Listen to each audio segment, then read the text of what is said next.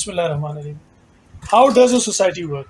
काफ़ी लोगों के जहन में सवाल होगा, सोसाइटी काम कैसे करती है? कल को वो जगह जो वीरान थी, जंगलात थे, जहाँ लोग जाने से डरते थे, आजकल वहाँ पर आबाद सोसाइटीज़ मौजूद हैं। मिसाल के तौर पर बैरिया टाउन, ऐसी बेशतर अदर सोसाइटीज़ जो पहले जिनका वजूद ही नहीं था, आज माशाल्लाह वो प्रॉस्परस हैं और ग्रोथ उनकी एक्सपोनेंशियल लेवल पे है। सोसाइटी के बारे में थोड़ी सी बेसिक डिटेल्स आपको मैं यहाँ पर देता चलूँ, आपके साथ शेयर करूँ। लेकिन हम इसमें एग्जांपल लेंगे वो सोसाइटीज़ की जो फाइल्स के हिसाब से ट्रेड होती है। दो किस्म की सोसाइटीज़ डेवलपमेंट के साथ चलती हैं। एक होती हैं जो फाइल बेसिस पे होती है, और दूसरी सोसाइटीज़ जो प्लॉट्स डायरेक्टली आपको प्लॉट्स का पोजेशन देते हैं। Talking about the files system, सबसे पहले तो जो भी सोसाइटी मालिकान है, अगर वो कोऑपरेटिव सोसाइटी है तो सोसाइटी मालिकान, अगर वो प्राइवेट सोसाइटी है तो सोसाइटी मालिक वो एक लैंड प्रिक्योर करता है, एक बड़ी ज़मीन का टुकड़ा वो ख़रीद लेता है। अब ये उतनी ज़मीन नहीं है जितने पे वो प्रोजेक्ट करना चाह रहा है, प्रोजेक्ट वो उससे ज़्यादा ज़मीन पे करना चाह रहा है, लेकिन उसमें से एक लार्जर चंक वो ख़रीद लेता है। ख़रीद के लीगल अथॉरिटी, लीगल डिपार्टमेंट्स वो वहाँ से वेरिफिकेशन करता है, अपना एनओसी के लिए अप्लाई करता है, एनओसी वहाँ से हासिल करता है, फिर वो प्रोजेक्ट स्टार्ट करता है। अब इस प्रोजेक्ट को स्टार्ट करने के बाद उसे अपनी हायरार्की के थ्रू उसने उस प्रोजेक्ट को मार्केट करना है, लोगों तक पहुंचाना है। अब उसकी अगर हायरार्की की बात करें तो सबसे ऊपर होते हैं सोसाइटी मालिक in terms of private society, और कॉर्पोरेट सोसाइटी में मालिकान। उनके बाद आते हैं उनके सीनियर इन्वेस्टर्स या ऑथराइज डीलर्स, फिर आते हैं लोअर इन्वेस्टर्स या अदर डीलर्स जो नॉर्मल मार्केट डीलर्स होते हैं, और उसके बाद एंड यूज़र आता है। अब इस हायरार्की को मेंटेन करने के लिए सोसाइटी डायरेक्टली इन कांटेक्ट होती है with only with that's authorised dealers and the premium members जिन्हें हम कहते हैं, या हायर अपर इन्वेस्टर्स। उनमें होता यह है कि सोसाइटी ने मिसाल के तौर पे एक चीज़ की कीमत है 100 रुपये, सोसाइटी अपने सीनियर इन्वेस्टर को देगी 70 रुपये की। अब वो चीज़ सीनियर इन्वेस्टर या ऑथराइज डीलर आगे अपने नीचे ब्रोकर्स को और लोअर इन्वेस्टर्स को देगा 80-90 रुपये की। वो आगे पूरी कीमत पे एंड यूज़र को वो डीलर्स देंगे 100 रुपये की। अब मैं हरगिज़ ये नहीं कह रहा कि उस चीज़ अगर वो सीनियर इन्वेस्टर को 70 की मिल रही है तो उस चीज़ की मालियत 70 है, उस चीज़ की मालियत 100 रुपये ही है, उस फाइल की मालियत वही है जो उसके ऊपर लिखी हुई है। लेकिन इस हायरार्की को मेंटेन करने के लिए वो एक प्रॉपर चैनल के थ्रू होके गुजरती है। अब अक्सर लोग सोच रहे होंगे अगर एक चीज़ 70 रुपये की और बायर एंड यूज़र को 100 रुपये की, तो सोसाइटी डायरेक्टली एंड यूज़र को दे के 100 रुपये क्यों नहीं लेती?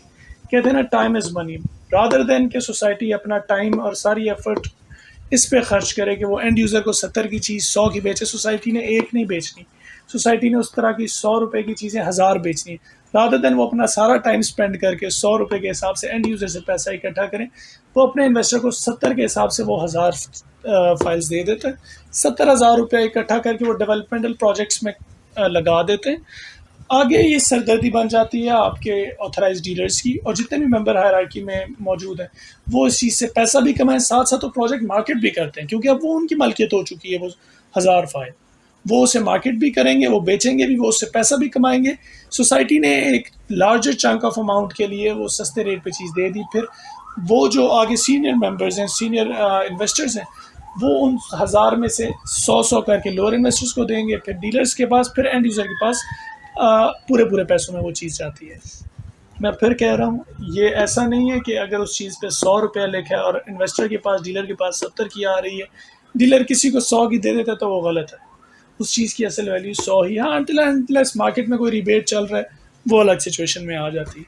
खैर, यहाँ से सोसाइटी के पास से लेकर, ओनर से पास से लेकर एंड यूज़र तक उसकी फ़ाइल पहुँच जाती है। उस फाइल के अक्रॉस देन पेमेंट्स होती हैं, इंस्टॉलमेंट्स होती हैं आफ्टर द बुकिंग, फिर पोजेसन मिलता है। बीवेयर, जो भी फाइल होती है वो उस पर साफ लिखा होता है कि that is only the price of the plot. उसमें डेवलपमेंटल चार्जेस नहीं होते, घरों के चार्जेस नहीं होते। घर कैसे बनते हैं इस पे अब आ जाते हैं। बेसिकली जो फाइल होती है, जैसे मैंने कहा, वो सिर्फ ज़मीन की प्राइस होती है। आपको ज़मीन मिलती है, आप जब उसके पैसे वगैरह दे देते हैं, उसकी बलेटिंग होती है, लोकेशन होती है, प्लॉट आपके पास आ जाता है, फिर आपने उस पर घर बनाना है। अब घर कैसे बनाना है? घर अब आप अपनी मर्ज़ी का नहीं बना सकते। मर्ज़ी का इस तरह नहीं कि बिल्कुल ही आप पे कोई लिमिटेशंस मज़ीद लगा दी जाएंगी। जो भी आपका नक्शा होता है आपने उस सोसाइटी से अप्रूव कराना होता है। सोसाइटी का अपना एक क्राइटेरिया, एक मेरिट होता है, उसके हिसाब से अप्रूव कराएंगे, फिर आप घर बनाएंगे।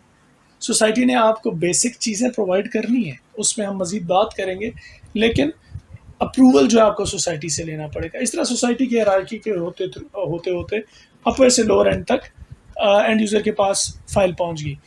और वो पैसा जब वो बंदा फाइल जमा कराएगा, इन्वेस्टमेंट्स कराएगा, अपनी इंस्टॉलमेंट्स देगा, पैसा वापस सोसाइटी के पास ही आ रहा है। तो सारा circle society, higher investors, lower investors, and user के थ्रू वापस जाके पैसे सोसाइटी मालिक के पास आ रहा है। अब सोसाइटी का मालिकान क्या करेंगे, वो उसी पैसे को लेकर जितना ज़मीन उन्होंने लेने का प्लान किया हुआ था, मिसाल के तौर पे अगर उनके पास 50 एकड़ लैंड थी और उन्होंने प्लान बनाया हुआ 100 एकड़ लैंड का, आहिस्ता आहिस्ता उसी पैसे को लेकर वो अपना लैंड भी बढ़ाएंगे और साथ साथ डेवलपमेंटल प्रोजेक्ट्स भी स्टार्ट करेंगे, ताकि मजीद उस प्रोजेक्ट की मार्केटिंग भी हो, मजीद सीनियर इन्वेस्टर भी उसके अंदर अट्रैक्ट हो, लोगों का ट्रस्ट भी डेवलप हो और पैसा भी सोसाइटी इकट्ठा कर सके, ताकि आगे डेवलपमेंटल प्रोजेक्ट्स में कोई रुकावट ना आए और वो ज़्यादा से ज़्यादा लैंड प्रिक्योर करें, ज़्यादा से ज़्यादा डेवलपमेंट करें एट अ फास्टर पेस, ताकि उनके प्रोजेक्ट का भी एक नाम हो, एक मार्केट।